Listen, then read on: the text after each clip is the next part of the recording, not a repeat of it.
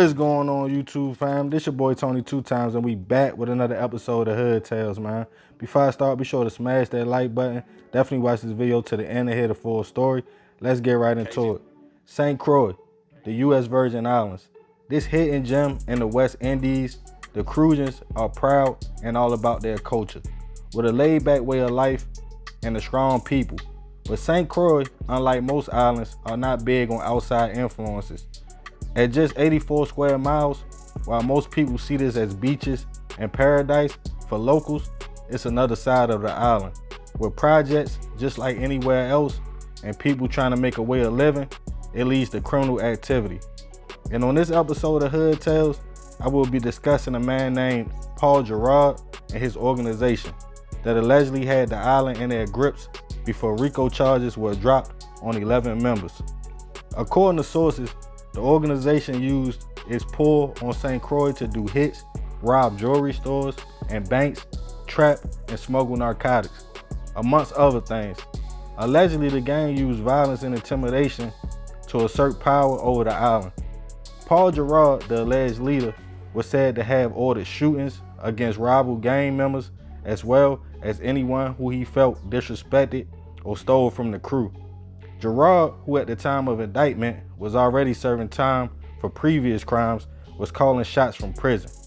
The crew allegedly pulled robberies at multiple spots to keep money flowing, including U.S.V.I, Carina Bay Casino in St. Croix, as well as Gems and Gold Corner Jewelry Store, Signatures Jewelry, and 3G's Jewelry and Repair in St. Thomas. And when it was time to slide, Girard called certain members to stand on business, including pulling up on a rival gang member outside of a convenience store, letting off shots, hitting the man where unfortunately he would not survive. On another situation, a man was accused of stealing money from the organization, which led to a hit being put out on him, and not long after, he would unfortunately be gunned down. A rival gang member on another occasion was targeted by the organization, and in a crazy act, while the rival was outside of his child's daycare and his wife was inside picking up the child, shooters will pull up and gun him down.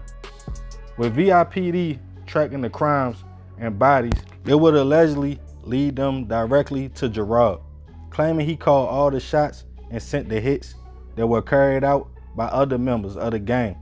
This would lead to the feds hitting the island, charging Girard and 10 others in the crew with RICO charges: murder, attempted murder, robbery, trapping, and other charges. Most members pled guilty to the charges and faced life sentences. Paul Girard, the alleged leader, was convicted of racketeering, conspiracy, narcotic charges, 3 counts of murder, robbery, 1 count of kidnapping, and 3 attempted murders. With crimes all over the island, the attempted murders were said to be against 9 rival gang members, including 2 members of Marley Homes housing community, an attempted hit on 2 men at the Walter M. Hodge housing community, another attempt on 3 rivals outside of the Aurora Diaz housing community, and an indictment involving 2 people at Corner Service Station in Frederiksted. With Girard allegedly running the narcotics on the island by using aircrafts to transport back from the U.S. to St. Croix, back and forth, while he was free and behind bars. But everything would hit the fan when the man was gunned down in front of the St. George Christian Academy, in which the community had had enough. Rest in peace to all the victims. I send my prayers and condolences to the families. More of this story, even in an 84 square mile island, people are knocking each other off left and right for territory and money, even being cold enough to gun a man down outside of his child's school. It's like the genocides of our people goes on everywhere for no other reason but for $1, leaving lives gone all across the board. Some not here no more and others with life in prison. Don't fall into the plan. Try to be different. And remember, we gotta succeed, not to fail, so we won't be just another hood tale. Man, it's a crazy story. First and foremost, like I said, rest in peace to all the victims that lost their life. For everybody that already know what this channel about, we don't condone none of this, but I'm just trying to show y'all the reach of everything that go on. You know, the Virgin Islands, you know, it's a U.S. territory, so they part of the states. And you know, even though it's an island, people think it's a tourist attraction. People go there on vacation. People go there to get married. It's still stuff like this that go on. It's stuff that go down, you know. My wife and my extended family, you know, her peoples, they from the islands. And you know, I love their culture. I love their way of life. I love their food. I love the way they talk. I love everything they stand for, man. But what they be telling me what be going on and what be happening, for it to be that small, it's like it's crazy.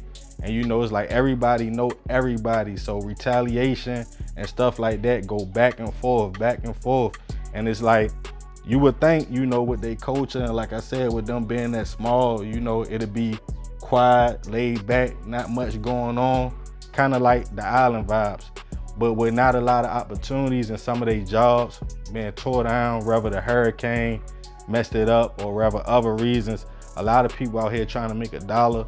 A lot of people out here trying to figure it out. And just like anywhere else in the world, when people feel like they need to make money and take care of their people, it leads to things happening when it ain't no positive things to get into. If ain't no jobs and ain't nothing else to get into, people gonna do what they feel like they need to do to make a living. And it's sad because, you know, I'm sure these dudes probably grew up with each other, probably know each other or sent each other around because it's so small. But it's like once beef start and bodies start dropping and people trying to fight for territory, it's like every man for themselves. And people feel like, I gotta get you before you get me, or I need to take over right here because this where the money at and stuff like that, man. But it's sad, you know, like I said, to go to somebody child's school and you know they child about to get out of school and hit the car and take their parent out knowing that they gonna come out and see that. That's real wild. That's real ruthless, man. So rest in peace to everybody that lost their life, man. Like I said, I send my prayers and condolences to the family. And a lot of these dudes, they already pled out. They pled guilty, you know. Girard, he actually pled guilty to a lot of charges, you know. So I don't know, man. Sad story, sad situation all around the board. You got 11 people that's possibly going to life of prison, and you got people that's not here no more, and others that was affected by this situation, man. But y'all already know, this another episode of Hood Tales. This your boy Tony 2 Times. I appreciate you if you made it to the end. Love, fam. I'm out.